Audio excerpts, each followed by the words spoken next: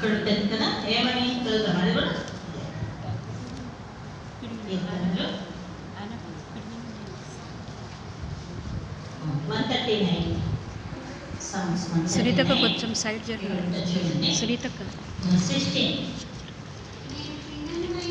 నేను పిండం కదా, నీ కన్నులు నన్ను చూచెను.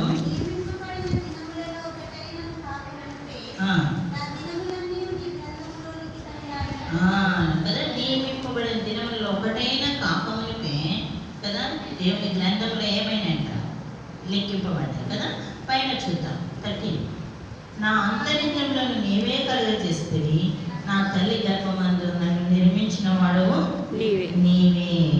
నీవు నన్ను కలుగజేసిన విధము చూడగా భయమును ఆశ్చర్యమును నాకు పుట్టచ్చు కదా. దేవుడు కలుగజేసిన విధాన్ని మనం చూసినప్పుడు మనకు భయము ఆశ్చర్యము, ఎందుకంటే ఆయన సృష్టికర్త, నిన్ను నిర్మించాడు కదా, మనం సృష్టించాడు, నిర్మించాడు, మనకు సహాయం కూడా కదా. మనం సృష్టించి నిర్మించి మనం వదిలిపెట్టలేదు కదా, నీ బ్రతుకు అనలేదు, మనం విమోచించాడు కదా, తన రక్తం అంతా ఇచ్చి మనం కొనుక్కున్నాడు. ఇప్పుడు ఏమంటున్నాడంటే నేను నీకు సహాయం. అందుకని ఆయన మనకి 2 దినాలు మరి ఇంతవరకు మనకు సహాయం చేస్తూ వచ్చాడు. అందుకని ఎబెనేజర్ అని యేసుక్రీస్తు వారికి కదా, ఇంతవరకు మనకి ఎట్లా ఉన్నాడు, సహాయకుడుగా ఉన్నాడు కదా, ఇమ్మాన్యుయేల్గా ఉన్నాడు. తోడుగా భవిష్యత్తులో యెహోవా ఈరేగా కూడా మనకు దానికి మన ప్రభుని ఏం చేయాలి, స్తుతించాలి కదా. అంటే నేను ఇప్పుడు Psalms 100లో చూస్తే కింద పోర్షన్ ఒకటి స్టార్ట్ Psalms 100. అక్కడ ఒక మాట ఉంది, ఎట్లా అంటే 4వ వచనం కదా, కృతజ్ఞతార్పణలు చెల్లించుచు ఆయన గుమ్మములో ప్రవేశించుడి, కీర్తనలు పాడుచు ఆయన ఆవరణంలో ప్రవేశించుడి, ఆయన స్తుతించుడి, ఆయన నామమును ఘనపరచుడి.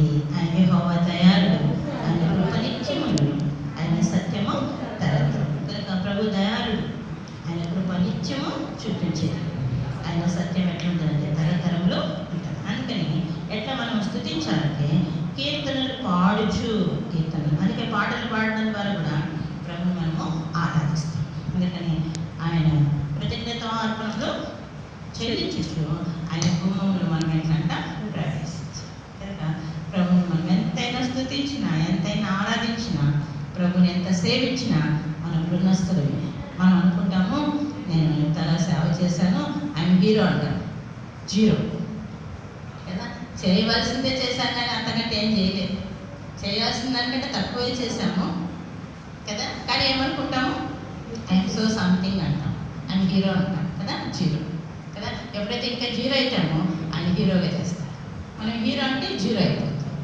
అంట మనం ఎంతైనా మన జీవితకాలం అంతయు ప్రభుని సేవించిన మనం రుణస్తులు, ఎందుకంటే ఆయన ప్రాణము అంత విలువైంది కదా, అంతగా మన కొరకు ఆయన క్రయధనము చెల్లించాలి. దానికి ప్రభుని మనం స్తుతించాలి, కీర్తనలు పాడాలి, ప్రభుని ఆరాధించాలి, ప్రభు సేవ కదా సంతోషంగా చేయాలి. జీవితకాలంలో ఎట్లా చేయాలి, సంతోషంగా చేయాలి. ప్రభు